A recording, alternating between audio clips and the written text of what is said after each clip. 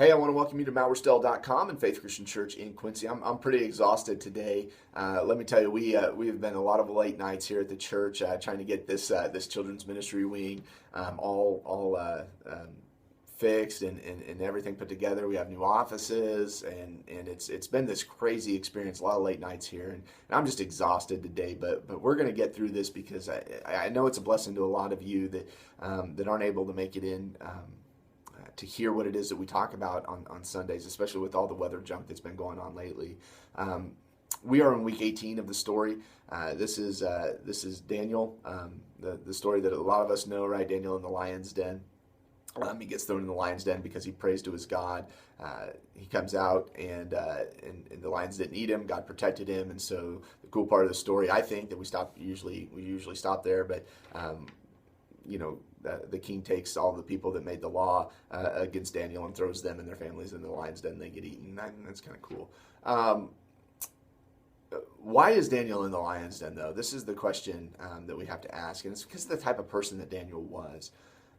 Nebuchadnezzar was the king when Daniel was a young man.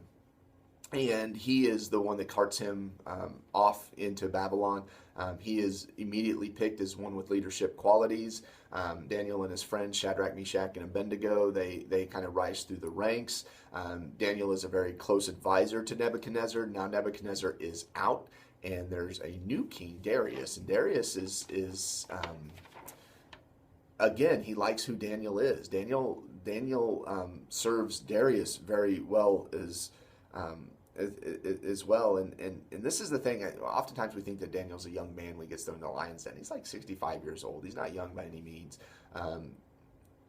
but he had integrity in his leadership ability. And even though he had a new king, he was still had integrity with him. And so immediately Darius says, okay, this guy, I'm just going to put him in charge of my entire kingdom. I'm going to put him, he's going to be responsible for everything. It's kind of a big deal. It's kind of the kind of guy that Daniel was. He just rose to the top in every situation. He's kind of like that guy that everyone else hates, right? He's always got the cool car. He's always got the cool kids. He's always got, everything in his life just seems to work. You go over to his house and you're like, okay, you're immediately emasculated, right? He's got all the cool tools, right? This is who Daniel was. He's the guy that every other guy hates, but wants to be friends with, right? And so Daniel is this really cool guy. Well, everyone hates him. All of these other leaders hate him. They're like, we've got to get him out of here. He's just no good for us. And so they get around, they start talking. There's like 120 of them, and they're trying to decide how we're going to get Daniel. And they're like, there's no way. He is above reproach. He does his business dealings flawlessly. There is no corruption in anything he does. They decide the only way we're going to get him to fail is between him and his God. That is the only way. You see, Daniel, this whole time, he has this exceptional attitude. This is who Daniel is. It's just the kind of person he is. When I was growing up, my youth minister said, never marry a girl until you've gone to a lock-in with her, because when you've been up all night and at 5 o'clock in the morning, then that's when you see who they really are. Without the makeup and without the hair and without the with being tired and being cranky, that's who they really are. Daniel was this guy who was he just always had this exceptional attitude. That's who he was this guy who loved God and loved other people. I think so many times our attitude, man, that's the thing that gets me in trouble the most, is that we've got to understand that we're not human beings going through this temporary spiritual experience, right? And I don't know who gave this quote, but it's always stuck with me. We're not human beings going through a temporal spiritual experience. We are spiritual beings going through a temporary human experience. We were created to be with God for eternity. That's what God's idea for us was. We are created to be in heaven. This earth is like our investment period into the afterlife. And when we get those priorities mixed up, when we think that this spiritual thing is just a temporary thing, then our attitude can really quickly go downhill. But when we decide that we are spiritual beings, we are going to heaven. That is our destiny. That should change our attitude. That this whole human thing is just temporary. Pain is temporary. Sadness is temporary. Joy is temporary. Ecstasy is temporary. All this stuff is just temporary, because heaven is our future. We are spiritual beings.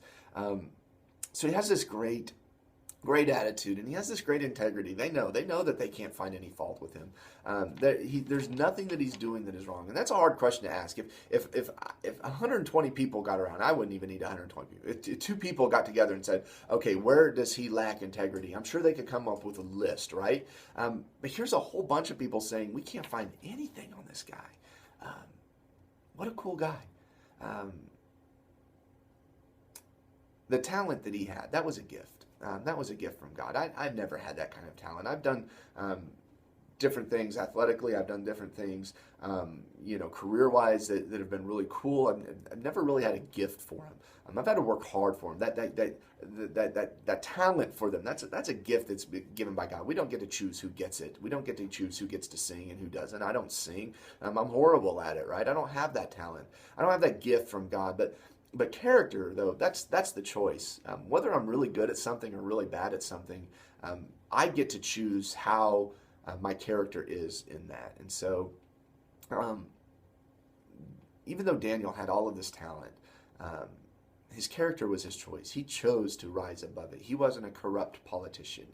He didn't have any sort of integrity lack in his ability, because that was his choice to make. And then all through that, he had this consistent faith, and this is what's beautiful about him. He didn't lord it over them. He didn't, the decree went out that for 30 days you can't pray to any other gods except for Darius. And Daniel knew that he wasn't going to do that. But rather than stand publicly, rather than stay out in the town square and proclaim that he wasn't going to do that, the Bible says he goes to his room. He goes to his room and he closes the door and he bows down towards Jerusalem and prays. This beautiful little example of just humility in the world. We live in a pluralistic world. We just do. And he didn't lord it over them. He was still faithful to them, to his God and to everything. And I just think it's this beautiful little scene that we see. Daniel alone praying in his room against the king. Well, of course, we know he gets thrown into the lion's den.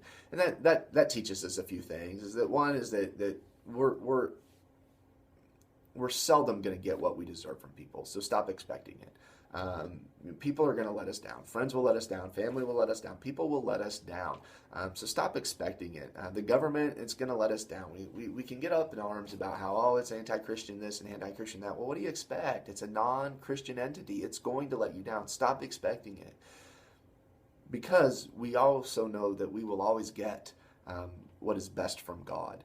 So we need to stop doubting it. Even though bad things are happening, even if we might find ourselves in a lion's den, God is going to give us his best. So stop doubting it.